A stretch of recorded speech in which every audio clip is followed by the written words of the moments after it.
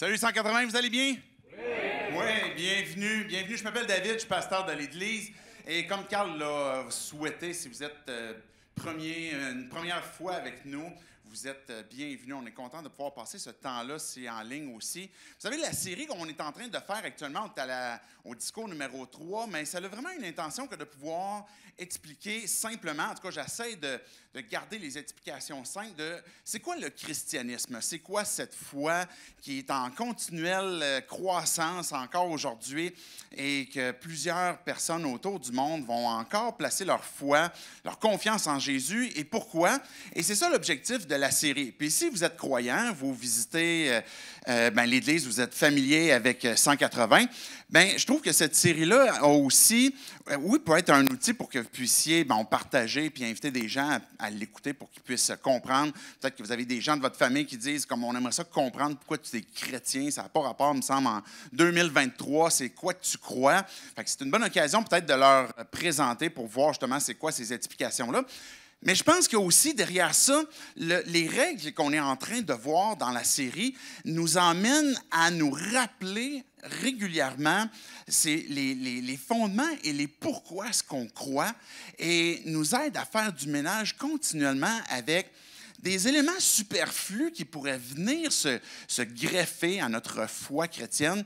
Et puis, qu'à un moment donné, on se dit, OK, là, il y a des choses qui peut-être prennent beaucoup de place. Je suis en train de perdre le cœur du pourquoi est-ce que je crois en Jésus-Christ. Et donc, je pense que cette série-là peut être utile aussi si vous êtes croyant, justement, pour se rappeler le pourquoi est-ce que vous suivez Christ. On est au troisième discours ce matin et on est à cette troisième règle que j'ai intitulée « Choisis bien ton skin » ou j'aurais pu dire « avatar ». Je ne sais pas s'il y a des adeptes de jeux vidéo, c'est un peu plus un terme jeu vidéo. Si vous êtes d'une autre génération, vous êtes peut-être plus jeu de cartes ou peut-être jeu de table, jeu de société.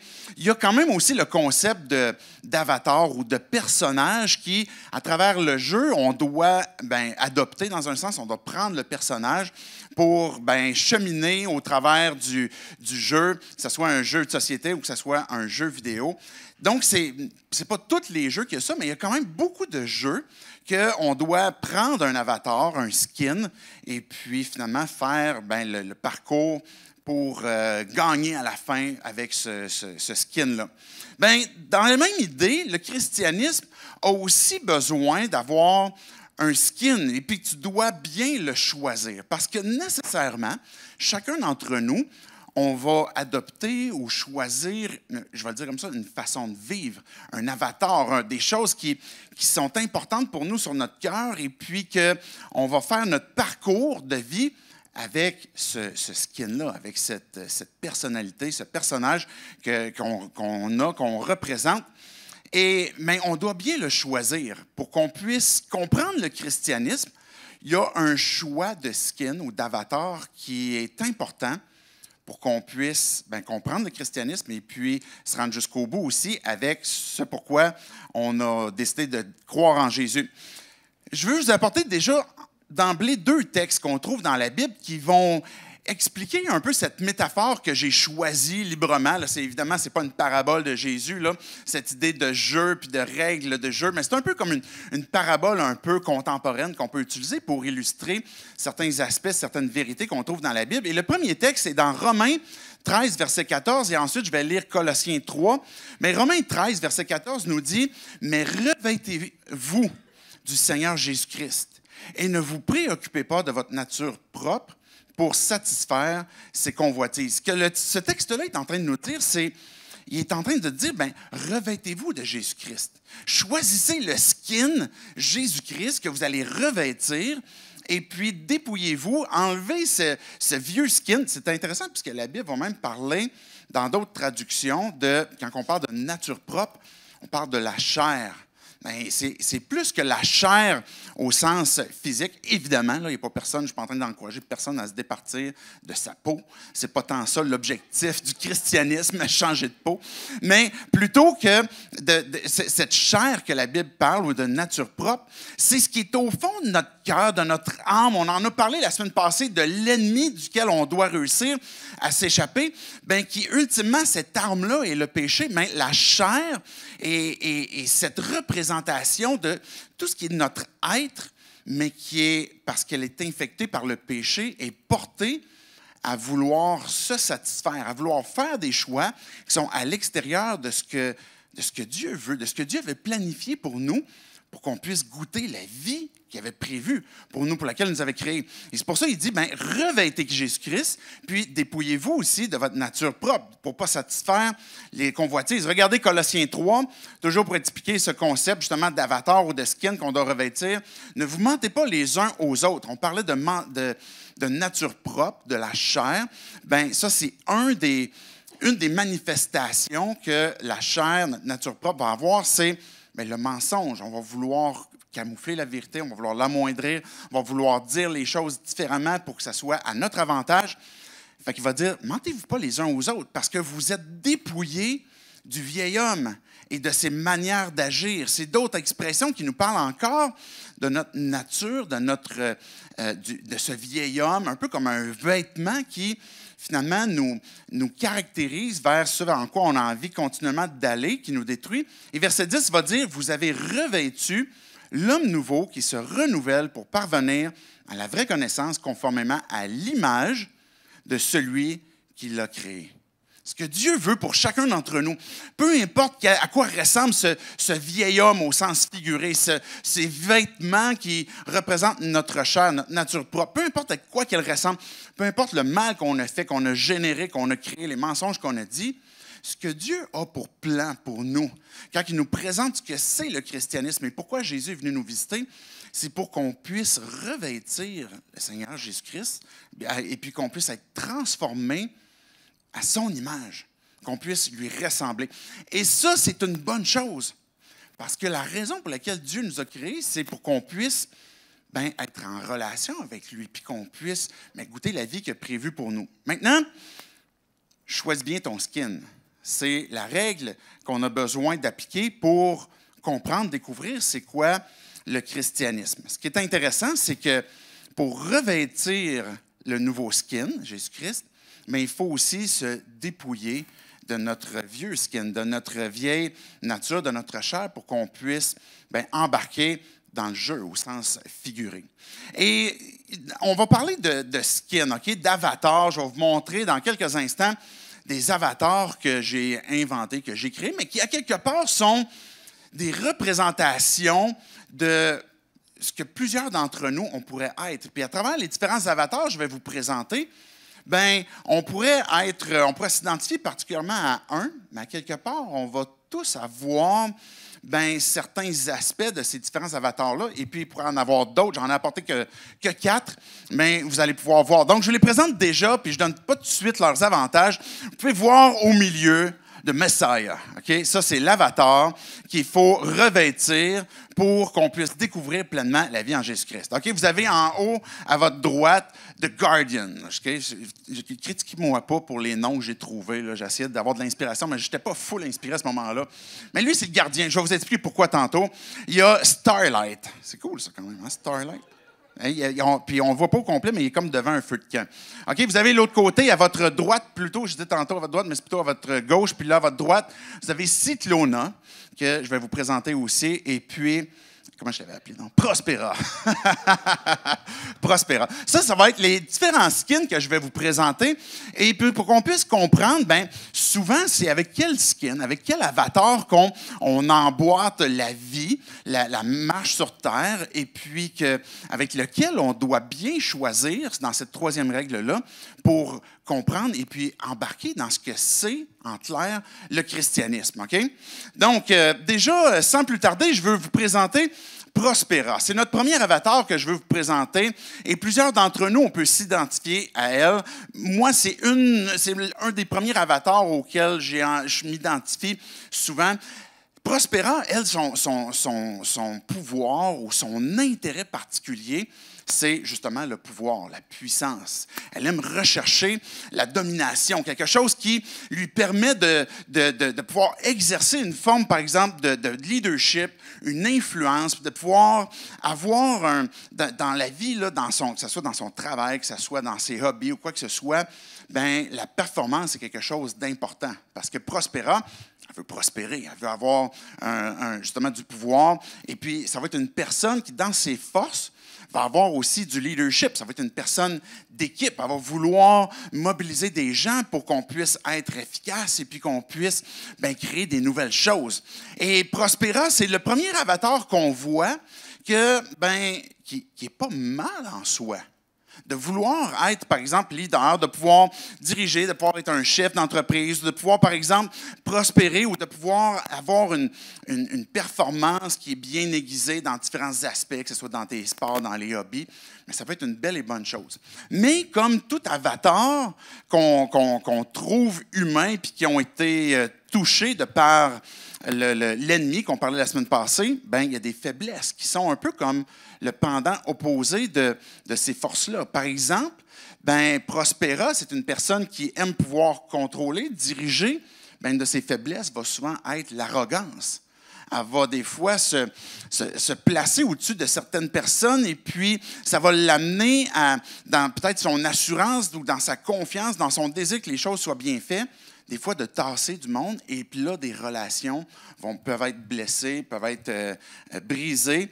Et Prospera, un des aspects faibles de cet avatar-là, va être la solitude. Et ce n'est pas qu'elle va être seule au sens littéral, qu'il n'y aura pas des gens autour d'elle, mais elle va souvent avoir un sentiment de solitude. Et le stress. Parce que quand Prospera perd le contrôle de son pouvoir, de ce qu'elle veut diriger, de ce qu'elle veut bien faire, et puis que finalement, elle n'arrive pas exactement là où elle aurait voulu, inversement, ça va générer un grand stress parce que là, elle n'arrive pas à ce qu'elle espérait pouvoir avoir. Et puis, ça devient un de ses aspects faibles. Donc, c'est notre premier avatar. C'est bon? OK, deuxième. Allons avec Guardian. Guardian, lui, là, sa force, cet avatar-là, c'est quelqu'un qui a des standards élevés. C'est quelqu'un qui est tout le temps bien organisé. C'est une personne qui est vertueuse. C'est une personne qui est généreuse aussi. C'est une personne qui a un engagement. C'est une personne qui est rigoureuse. Guardian, c'est un gars qui est une bonne personne. Okay? Elle va faire dans son parcours, ça va être une personne qui va être considérée comme, on dirait qu'elle fait toujours le bien, on dirait qu'elle veut toujours être correcte, elle veut toujours être rigoureuse sur les choses qu'elle veut pratiquer dans sa morale, par exemple. Et puis Guardian va même être une personne qui va même adopter des fois une étiquette chrétienne ou une étiquette religieuse pour que, je fais bien les choses. Puis à cause de ça, je réussis bien mon parcours parce que là, je vais régulièrement à l'Église, parce que je prie régulièrement, parce que je suis vertueux, parce que je donne, parce que je suis engagé. Ça va être une personne qui va être justement appréciée parce que elle fait le bien, avoir des standards moraux élevés. Mais comme pour notre personnage précédent, il y a aussi des faiblesses. Et les faiblesses de ça vont être l'intransigeance. Parce qu'elle est rigoureuse envers les différents standards moraux, même religieux, mais ça va l'amener à être intransigeant, à être rigide, peut-être même à être intolérant. Et puis, on pourrait l'attribuer envers d'autres personnes dans ses relations, mais ça va être aussi envers lui-même. Guardian, il va avoir cette faiblesse-là, comme quoi il pourrait même se trouver difficile à vivre à cause qu'il n'arrive pas à la hauteur de ses propres standards, ou pourrait être intransigeant envers lui, mais aussi envers les autres, et ça va l'amener à du découragement. Parce que Guardian, ce qu'il réalise régulièrement, c'est qu'il va à l'Église, il va faire les bonnes choses, c'est une personne morale, etc., mais le standard à la hauteur de ce que Dieu est jamais atteint. C'est un standard qui n'est jamais atteint et il est régulièrement découragé à cause de ça. Donc, il faut tenir compte de Guardian quand que vous réfléchissez à quel standard vous devez choisir, bien, de ses forces, mais peut-être aussi, évidemment, ses faiblesses. On passe au prochain, qui est Cyclona. Cyclona, sa force aussi, à quoi elle aspire, c'est de pouvoir assurer une sécurité, un contrôle sur les choses, sur l'environnement qui est autour d'elle. Et puis, quand je pense à Cyclona, c'est qu'elle est un peu partout, justement, comme un cyclone pour essayer de contrôler, pour essayer de mettre en place. Et c'est une personne qui, dans ses forces, va être bien organisée, bien planifiée, va être disciplinée pour que les choses soient justement bien organisées puis que ça soit bien contrôlé. Et puis, ça va être une personne qui, dans ses forces, va être dans la prévention. S'il y a des risques qui sont devant elle, elle va être vigilante déjà d'avance pour prendre soin, pour sécuriser, pour faire du bien. Et bien, Cyclona est un des avatars auxquels on pourrait s'identifier. Mais ses côtés faibles qu'on voit, mais pourrait être la méfiance.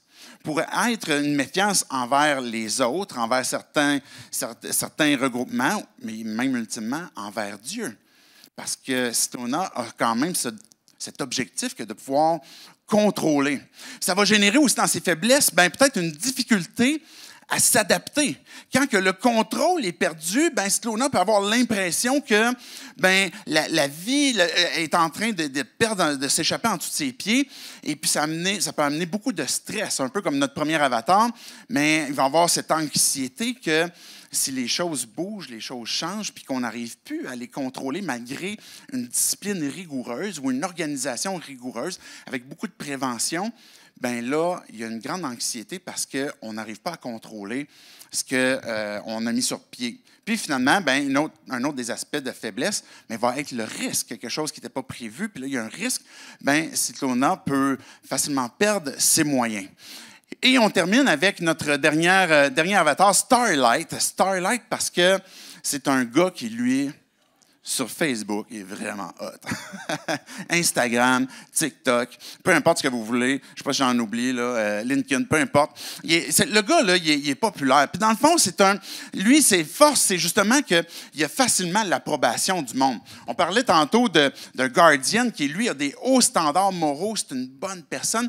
Lui, la différence, c'est plutôt comme les gens l'aiment. Les gens, il est populaire. Et puis, on dirait que sa vie, on le voit comme sur le bord de son feu de camp. Puis on se dit, le gars, il est vraiment hot, là. Et puis, c'est un gars qui, oui, il a l'approbation des gens, mais il a aussi de l'empathie. C'est quelqu'un de très, très sensible à ce que les autres vont vivre, parce que justement, il y a cette approbation-là, puis c'est un équipier, c'est une personne qui va être proche des autres, justement, pour venir soutenir, pour venir sauver, pour venir encourager.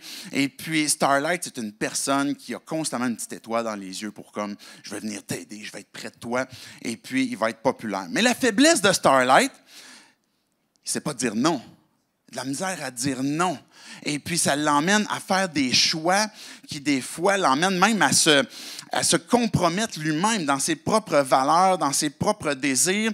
Et puis, ça peut l'amener même dans de l'ambivalence, où il y a des choix à un moment donné à prendre, mais parce qu'il ne veut pas déplaire à l'un ou à l'autre, il n'est pas capable de décider. Et puis là, ça devient difficile pour lui. Ça peut le placer dans une situation très anxiogène, parce que justement, il ne veut pas dire non à un s'il est obligé de dire oui à l'autre.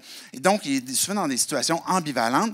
Et puis, ça peut l'amener, comme je disais, bien, à s'effacer lui-même, sa propre personnalité, parce qu'il veut continuellement pouvoir donner puis pouvoir être près des gens, qui est une de ses forces, mais parce qu'il veut l'approbation. Voici nos 4 avatars qu'on pourrait, chacun d'entre nous, peut-être choisir. Puis, quand je dis choisir, c'est que il y en a naturellement un qui va peut-être nous coller plus à la peau que les autres. Et il y en aurait peut-être d'autres qu'on aurait pu mentionner, là, qu'on aurait pu apporter, et qui a d'autres aspirations, mais qui va avoir d'autres faiblesses aussi. Et chacun de ces avatars-là, ben, je disais tantôt que dans leur force, ce n'est pas des choses qui sont mauvaises, que ce soit le contrôle pour obtenir la sécurité, pour pouvoir avoir une appréciation, être populaire, être aimé dans le regard des gens, des autres, de pouvoir justement comme prospérer ou bien avoir des hauts standards moraux. Tout ça, c'est bien, c'est des bonnes choses. Mais ce n'est pas ce qui permet de faire le parcours adéquatement pour le christianisme. on a besoin de bien choisir notre skin pour qu'on puisse avancer adéquatement dans ce que Dieu a prévu pour nous. Maintenant, comment choisir? La question qu'on doit se poser, c'est quoi l'objectif? Je vais choisir mon skin pour faire quoi? Je ne sais pas s'il y en a des amateurs de Mario Kart. Moi, mon préféré dans Mario, c'est Todd. Okay? Que ce soit Mario Kart, que ce soit Mario Party. Je vois qu'il y a des adeptes dans ce coin-là là, de Mario. Mais moi, c'est Todd. T'sais, moi, j'aime Todd. Puis quand on fait, des fois, on fait ça en famille. Là, on va jouer à Mario Kart, là, puis on va être quelques-uns. Et puis, il y en a qui vont choisir comme King Kong ou bien ils vont choisir Bowser, je ne sais pas, là, Bowser. Et excusez, un vieux réflexe. Bowser. Hein? Ou bien Wario, peu importe. Moi, j'aime Todd parce qu'il est petit, il est stiff, il est rapide, puis j'aime les petits cœurs qu'il peut avoir.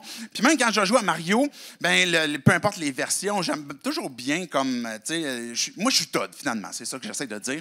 Okay? Je ne sais pas, vous êtes quoi, vous représentez quoi, mais quand on fait ce jeu-là, par exemple, puis peu importe quel serait le jeu de société ou de jeu vidéo, le personnage, l'avatar qu'on va choisir, on va réfléchir à, OK, c'est quoi, dans quoi qui est le plus habile pour le parcours que je veux faire, pour ce que je veux faire, etc. Et quand on se pose la question, mais quel skin je dois choisir dans le christianisme, on a besoin de réfléchir, est-ce que je choisis mon skin en fonction du parcours, en fonction de la vie qu'on pourrait mener sur Terre? Et à ce moment-là, les différents avatars que je viens de vous montrer sont avantagés. Pour être clair, c'est que ce soit Starlight, que ce soit Guardian, que ce soit Cyclona ou bien Prospera, leurs avantages, par exemple, de pouvoir être populaire, d'être apprécié, de pouvoir être celui qui est vu comme la bonne personne, qui a des hauts standards, etc., d'avoir la richesse, par exemple, de Prospera, d'avoir la sécurité de Cyclona, si notre objectif, quand on réfléchit pour choisir notre skin, c'est le parcours sur Terre qu'on va mener, ces différents skins-là vont avoir des avantages, puis on pourrait être tenté de les considérer comme, justement, préférables. Parce qu'on peut obtenir des choses qui sont à notre portée assez rapidement, puis qu'en plus, qui sont peut-être naturellement en nous. Parce que si je m'identifie plus naturellement à Prospera ou peu importe Guardian, ça va être naturel pour moi d'aller vers ces choses-là, puis je vais pouvoir mieux performer mon parcours de vie avec l'avatar qui me colle plus facilement à la peau. Et si, par exemple, je choisis Messiah, et puis qui est notre avatar ultime auquel on devrait choisir, si l'objectif, c'est le parcours sur Terre, puis je choisis cet avatar-là, vous allez être confronté rapidement à des difficultés. Et on doit le dire, parce que même Jésus, quand il se présentait, puis il présentait le royaume, il présentait son Père, mais il a dit, vous devez vous asseoir. Il n'y a pas personne qui, avant de faire une construction, ne va pas s'asseoir pour calculer, pour être capable de se rendre au bout. Il n'y a pas aucun roi qui va partir en guerre s'il n'est pas évalué, s'il est capable de gagner cette guerre-là. Puis quand Jésus disait ces deux paraboles-là, c'était pour dire, avant de me suivre, prenez le temps de calculer ce que ça va vous coûter, parce que vous allez devoir renoncer à vous-même. Et les difficultés, ça pourrait générer, si notre objectif, c'est je veux mieux vivre sur Terre, rapidement, je vais réaliser que la foi est difficile. De faire confiance à Dieu que je ne vois pas, puis que je dis qu'il vit dans mon cœur, dans mon être, etc., ça va devenir difficile. Pourquoi? Parce que notre parcours sur Terre va continuellement nous révéler des choses qu'on va voir. On parlait tantôt de notre nature propre, qu'il y a des convoitises qui ont envie d'être assouvies. Mais nécessairement, notre avatar qui nous colle à la peau, on va avoir envie de le nourrir aussi. Et la confiance, de dire je fais confiance à Jésus, mais ça va devenir difficile si mon seul objectif, c'est ça. L'obéissance, de dire, OK, je vais suivre Christ et puis je veux que ce soit lui qui soit mon maître, c'est ce que ça veut dire quand on dit Seigneur, mais qu'on a en vue ou une perspective uniquement comme quoi que c'est pour mon parcours sur terre, je vais trouver ça difficile, ça va être pénible. Si c'est ma seule façon de voir. Le renoncement. Je dois renoncer à moi-même pour le suivre. Et ça aussi, ça va devenir difficile. Et une autre des difficultés, c'est qu'il va y avoir un clash avec les autres skins. Parce que les autres skins sont un peu comme, quelque part, comme des super-héros. parce qu'ils réussissent à obtenir, ils ont comme des super pouvoirs sur Terre et puis qui vont pouvoir satisfaire des aspects de notre être, de nos vies auxquels on aspire. Puis, ben, Jésus, il va avoir un clash qui est différent parce que Jésus, ce qu'il veut, c'est se donner à nous, premièrement. Il veut s'offrir à nous. Oui, il peut nous bénir, il peut donner de différentes choses qu'on pourra obtenir sur terre, mais d'abord et avant tout, c'est sa propre personne. Et quand on ne réalise pas ça, puis qu'on se dit, OK, en quoi est-ce que la personne de Jésus, si c'est uniquement pour le parcours sur terre, peut m'être d'un avantage, bien, si comparativement aux autres skins qui sont plus facilement collés pour moi, bien, il va y avoir ce clash-là. Jésus, à un moment donné, il a dit dans Matthieu 7, il terminait un de ses discours les plus populaires qui est le Sermon sur la montagne. Et regardez avec moi dans Matthieu 7. Entrez par la porte étroite. En effet, large est la porte, spacieux le chemin menant à la perdition, et il y en a beaucoup qui entrent par là. Mais étroite est la porte. Resserré le chemin menant à la vie, il y en a peu qui les trouvent. Ce que Jésus est en train de dire, c'est que sur terre, notre parcours, quand on se revêt de Christ puis qu'il devient comme le Messie devient notre skin qu'on va se revêtir, Jésus il dit, bien, étroit est le sentier. C'est un parcours qui va être difficile, qui ne sera pas sans embûche. Il n'y a pas beaucoup d'emmène à ça. Hein? Étroite est la porte. Mais elle conduit où cette porte-là? À la vie. Jésus va dire, large est le chemin, spacieux est la porte. C'est beaucoup plus facile de marcher avec notre skin, notre vieil homme, notre vieille nature, avec ces skins qu'on a mentionnés tantôt. Ça va être beaucoup plus facile. Mais ultimement, cette porte-là conduit à la perdition. C'est ce que Jésus est en train de nous dire. Et ça fait partie de l'équation. Quand on vous présente le christianisme, de cette troisième règle-là, que tu dois bien choisir ton skin, tu dois être conscient qu'il va y avoir un skin que tu vas être obligé de te départir, qu'il te donne certains avantages sur Terre, parce que ça te donne l'occasion de marcher dans un champ, pas un chantier, mais un sentier, ou un chemin plus large, et puis une porte large aussi. Et que quand tu vas l'abandonner, bien, tu vas maintenant marcher dans un sentier plus resserré, une porte étroite. Mais ça nous emmène à réfléchir justement à bien, de quoi est-ce qu'on doit tenir compte quand on choisit notre avatar. Si notre skin, on l'a choisi uniquement en fonction de notre parcours, bien, on vient d'en parler, il va y avoir des avantages de nos anciens avatars, des difficultés en choisissant Jésus-Christ. Mais si notre objectif, quand on choisit notre avatar, c'est de tenir compte aussi de la première et de la deuxième règle, et là, ça va tout changer. C'est quoi les deux premières règles du christianisme? La première qu'on a vue, c'est de partir avec la fin en tête. Je m'assois à un jeu, je veux comprendre c'est quoi, mais il faut me donner tout de suite l'objectif de c'est quoi la fin. C'était ça qu'on parlait le premier discours. Et l'objectif, c'est le pourquoi est-ce que Dieu t'a créé, c'est pour que tu puisses le célébrer, que tu puisses célébrer sa gloire, célébrer. Là, il peut y en avoir des amen, là, si vous êtes d'accord avec ça. C'est ça notre objectif, ultimement. Quand on part avec la fin en tête, c'est que si j'embarque là-dedans, l'objectif, c'est parce que Dieu m'a créé pour célébrer, pour être avec lui dans une intimité, puis je vais célébrer sa gloire. Et là, ben, je pars avec la première règle. Et la deuxième règle, c'est de trouver le moyen d'échapper à l'ennemi, qui est la mort, et qui son âme, c'est le péché. Et quand que je mets ça dans l'équation pour le choix de mon avatar, bien maintenant, ça m'aide à prendre un autre choix. Pourquoi est-ce que je vais choisir de Messiah maintenant? Regardez Colossiens 2, 9 et 10, qu'est-ce que ça dit? On parle de Jésus dans ce texte-là. En effet, c'est en lui qu'habite corporellement toute la plénitude de la divinité. J'aimerais ça vous m'expliquer, ça veut dire quoi? Toute la plénitude. C'est une redondance. Quand on parle d'une plénitude, c'est quelque chose qui est déjà plein. Puis là, si tu parles de toute la plénitude, on veut juste être sûr que tout le monde comprenne que toutes les molécules de la divinité sont là-dedans, sont en Jésus-Christ. Cet avatar qui nous a été donné, le Fils unique de Dieu qui est venu sur terre, qui a pris la forme d'un enfant, qui a marché sur terre, en lui habite corporellement. On pourrait avoir l'impression des fois que Pourquoi Jésus, on dirait que c'est comme un avatar qui perd en gloire quand il est sur terre?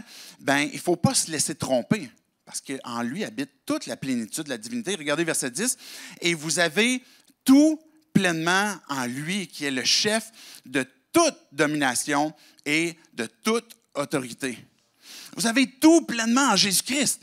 Et que quand que je me rappelle, bon, OK, la première règle, c'est je veux partir avec la fin en tête, puis mon objectif, c'est de célébrer la gloire de Dieu. Quand que je vais mourir, ben là, je ne serai pas mort, je ne vais pas rester mort, qui est mon ennemi, mais Dieu, il me donne la vie éternelle en Jésus-Christ. Ben, quand que j'ai cette vie éternelle en Jésus-Christ, déjà maintenant, Jésus, qui est celui que je vais revêtir comme mon skin, est en train de me donner tout pleinement en lui. Si on parle de difficultés tantôt, ce n'est pas des faiblesses de l'avatar, c'est des difficultés que nous, on éprouve à porter, peut-être le skin de Messiah. Mais en Jésus-Christ, il n'y a pas de faiblesse. Sinon, il s'est humilié en prenant la forme d'un serviteur. Mais il a tout en lui, toute divinité, pour nous donner tout pleinement en lui. Et puis, il a toute domination et toute autorité. Quel skin équivaut à ça? Il n'y en a aucun. Les skins que je vous parlais tantôt, bien, la Bible a un autre jargon pour en parler, c'est des idoles.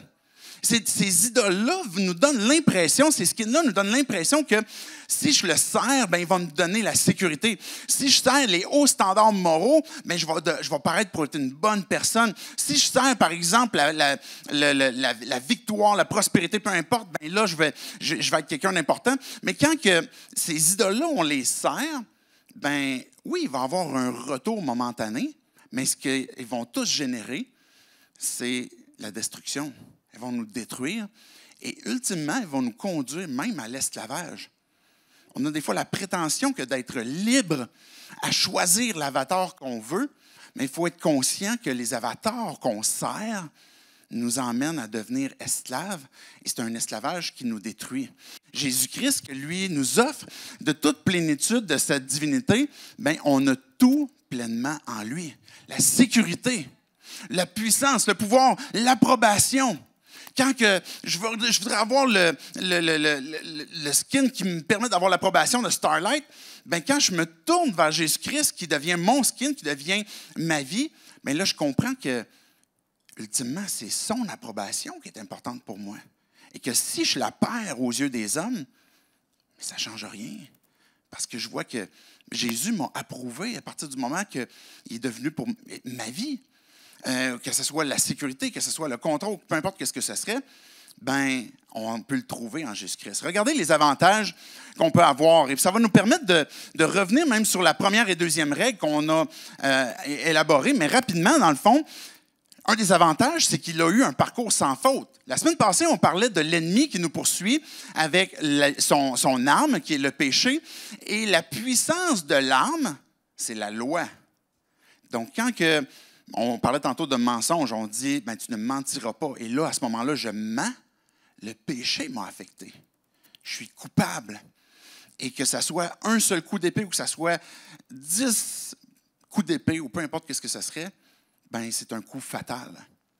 Et Jésus, l'avantage qu'on a en choisissant cet avatar-là de Messiah, c'est qu'il a eu un parcours sans faute. La puissance de la loi, ce n'est pas tourné contre lui à cause du péché. Mais il est lui-même la loi. Il est lui-même celui qui a accompli la loi parfaitement.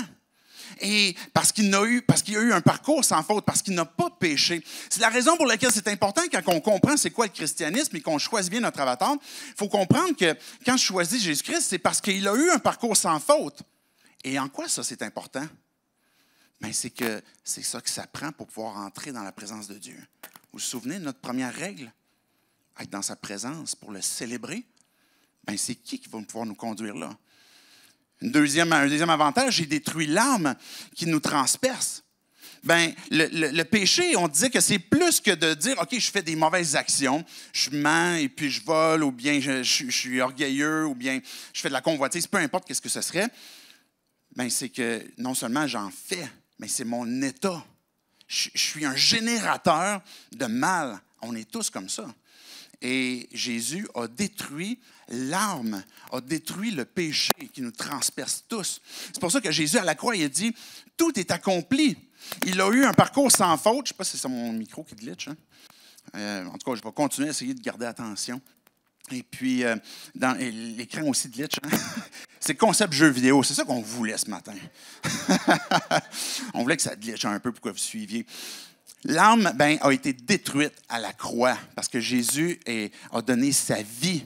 Quand il a eu un parcours sans faute, s'il a donné sa vie, c'est justement pour anéantir l'arme, la condamnation qui pèse sur nous à cause du péché. Il a détruit cette arme-là. Il a anéanti l'ennemi. L'ennemi qui est la mort, Jésus s'en est moqué, il s'en est relevé. Après 3 jours, on se souvenait de ça au moment de la Pâque, quand Jésus est mort, et puis 3 jours après, il est ressuscité, il est sorti du tombeau, il a fait un pied de nez à la mort, puis il a dit, « Mort, est où ta victoire? Il est où, enfer, ta victoire? Je t'ai vaincu complètement. » Fait que Jésus a anéanti l'ennemi en ressuscitant. Il est le premier à avoir ressuscité, et puis celui qui nous a ouvert le chemin, pour que quand on a revêtu cet avatar-là, on puisse revenir à cette adoration à laquelle Dieu nous a créés. Et à notre deuxième règle, on s'est posé la question la semaine passée, on y arrive comment pour échapper à l'ennemi? C'est en revêtant Jésus-Christ. Par la foi en Jésus-Christ. Parce qu'il et Jésus règne présentement. Oui, on ne le voit pas encore présentement sur terre, mais il règne dans nos vies. Il règne au ciel. Il a tout pouvoir. Il a toute autorité. Et ça ne veut pas dire, tantôt on parlait des différents avatars qui nous donnent des avantages sur terre. Jésus va nous combler de toute bénédiction spirituelle qui sont dans les lieux célestes. Et puis ça peut inclure des bénédictions terrestres aussi, parce que tout don parfait vient du Père des Lumières. Et quand on a cette foi, on comprend que Jésus règne. Et puisque je l'ai revêti, puis que par la foi, j'ai placé ma confiance en lui, puis je veux le suivre, mais maintenant, il règne dans ma vie. Et puis, peu importe ce qui se passe, même si je suis une cyclona, puis que je veux tout contrôler, Jésus règne. Il règne dans ma vie. De quoi je pourrais avoir peur? C'est lui qui contrôle. Fait que je vais juste être son disciple, je vais faire ça avec quoi il m'a créé, puis je vais vouloir continuer d'être la personne que je suis. Mais ultimement, mon plaisir, ma confiance, c'est en lui qu'elle repose. Puis si sur terre, il y a des choses que je perds et que j'échappe, c'est sur lui que je repose parce qu'il est mon roi. Il rend possible la règle 1 et puis il rend possible la règle 2. Je ne l'ai pas écrit, j'aurais dû l'écrire, mais il a anéanti l'ennemi. C'est le seul moyen d'échapper à l'ennemi, c'est de revêtir l'avatar ou le skin du Messiah. Je vais terminer avec un dernier texte. Acte 4.12 dit « Il n'y a de salut en aucun autre, car il n'y a sous le ciel aucun autre nom qui a été donné parmi les hommes par lequel nous devions être sauvés. » Il n'y a aucun autre avatar. Il n'y a aucun autre skin. On pourrait être tenté d'en choisir d'autres, comme on a mentionné, mais celui qui nous permet d'être réconciliés avec Dieu, celui qui nous permet d'échapper à l'ennemi qui est la mort, puis de nous pardonner nos péchés, c'est quand on va revêtir le Messiah, quand on va placer notre foi en lui. Je vais inviter les musiciens à s'avancer. Si vous avez remarqué, la troisième règle est différente des deux premières. Parce que la première, il faut partir avec la fin en tête, qui est de célébrer pour la gloire de Dieu. C'est une compréhension. Il y a quelque chose où, OK, je veux me rappeler cette première règle-là. C'est la raison pour laquelle j'ai été créé. La deuxième règle, c'est d'échapper à mon ennemi. Mais la troisième règle implique une action de ta part. Là, tu viens de t'asseoir sur le bord de la table. Tu es en train de comprendre ce que c'est le christianisme. Et si tu dis, je veux embarquer, mais voici la troisième règle. Tu as une décision à prendre. Puis des fois, tu pourrais avoir peut-être l'impression d'être dans le jeu parce que tu t'es assis au bord de la table puis tu regardes les autres jouer, mais tu n'as jamais décidé pour toi-même. Tu n'as jamais fait le choix de ton avatar qui devrait être le Messiah. Ou tu as peut-être fait un autre choix de d'autres avatars, mais pas celui de suivre Jésus-Christ. Tu as un choix à prendre. Il n'y a personne qui va prendre ce choix-là pour toi. Ce n'est pas ta mère, ce n'est pas ton père, ce n'est pas ton pasteur, ce n'est pas ta conjointe ou ton conjoint. C'est toi. Et ça veut dire quoi de revêtir Christ? Ça veut dire quoi de faire ce choix-là? De prendre une décision qui va au-delà que, oui, de comprendre, oui, de savoir, mais de dire maintenant, ma vie va être impacté par ce choix-là aussi. Et faire le choix, c'est plus qu'une prière. De dire, OK, Jésus, je veux que tu deviennes mon avatar, puis je veux que tu puisses être celui qui va me revêtir. Oui, on a souvent dans le passé dit, comme, fais la prière de repentance. Fais une prière pour que tu puisses... Oui, ça peut impliquer une prière, mais c'est plus que ça. C'est plus que d'adopter un comportement chrétien. Adopter une bonne étiquette, parce que tu ne veux pas devenir gardienne. Tu ne veux pas juste comme changer comme, peut-être, je ne sais pas moi, tu es peut-être Starlight, puis tu dis, je vais devenir gardienne, tu sais, gardienne chrétien. Non, tu es en train de changer une idole pour une autre. Mais ce que tu veux, c'est de dire, OK, je sais que je crée du mal. Je sais que je suis un pécheur. Je sais que cette arme-là m'a touché. Un jour, j'ai menti. Un jour, j'ai convoité. Un jour, j'ai voulu faire du mal. Je me suis mis en colère d'une façon même violente, peut-être, dans mes pensées, dans mon auto, peu importe. Je sais que je suis pécheur. Mais c'est de faire le choix du Messia, c'est de reconnaître ça. Reconnaître que j'ai besoin d'un avatar, d'un skin qui va me permettre de, oui, faire le parcours, mais plus loin encore. De franchir la porte, puis de pouvoir être avec Dieu, puis de célébrer son intimité. Fait que c'est de reconnaître ton état et de croire plus que tu fais certains péchés, mais que tu as besoin d'un sauveur, de ton état de pécheur. Puis que tu parles à Dieu, puis que tu dises, Dieu, j'ai besoin de toi. J'ai besoin d'un sauveur. C'est par la foi. C'est quand tu crois que Jésus est celui qui t'a été donné, qui est le Fils unique de Dieu, que toute plénitude de la divinité habite en lui, qu'il a eu ce parcours sans faute. Tu dis, Dieu, je crois en toi. Je crois que j'ai besoin d'un sauveur pour le pardon de mes péchés. Et maintenant, j'ai besoin que ce soit toi qui puisses m'accorder ce pardon-là. Et c'est une façon de dire, je te confesse. Et puis, je suis en train de faire cette repentance, ce 180, où maintenant, ma vie, je suis en train de te l'abandonner. Puis Dieu, si tu es en train de m'appeler, puis tu es en train de me dire que tu m'as donné ton Fils Jésus-Christ pour me sauver, pour me donner une nouvelle vie, puis que je puisse t'abandonner ma vie, bien maintenant, c'est vers toi que je veux me tourner. Et c'est ça la repentance. Et le pas peut être difficile. Oui, il peut y avoir un élément de confiance, de foi qui peut être difficile. Mais ça implique ce renoncement où Dieu, je t'abandonne ma vie. Puis je sais que mon idole, mon avatar, procure du bien des fois momentanément, mais que je suis esclave. Et que ça ne me permet pas d'être réconcilié avec toi, Dieu. Et Dieu devient mon sauveur. Accorde-moi le pardon de mes péchés. Fais de moi ton enfant.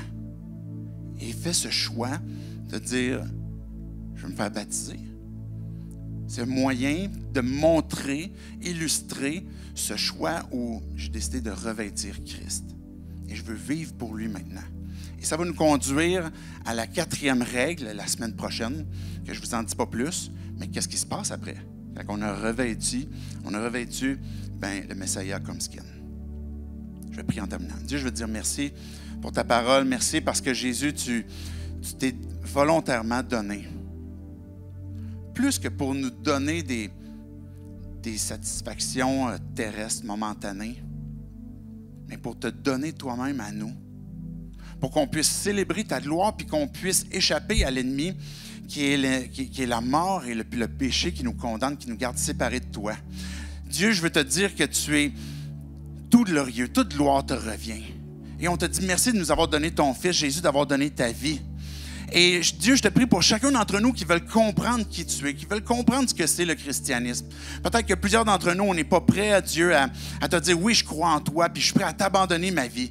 Mais ma prière, Dieu, pour chacun d'entre nous qui avons ces pensées, c'est que tu puisses nous aider à faire ce prochain pas pour qu'on puisse découvrir qui tu es, découvrir qui est cet avatar, Jésus, que tu t'offres à nous, puis de quelle façon est-ce que tu veux nous sauver, que Dieu, tu puisses nous révéler nos propres cœurs et nous révéler ton cœur aussi, que tu veux nous amener à devenir des adorateurs. Et c'est en ton nom, Jésus, qu'on prie ces choses. Amen.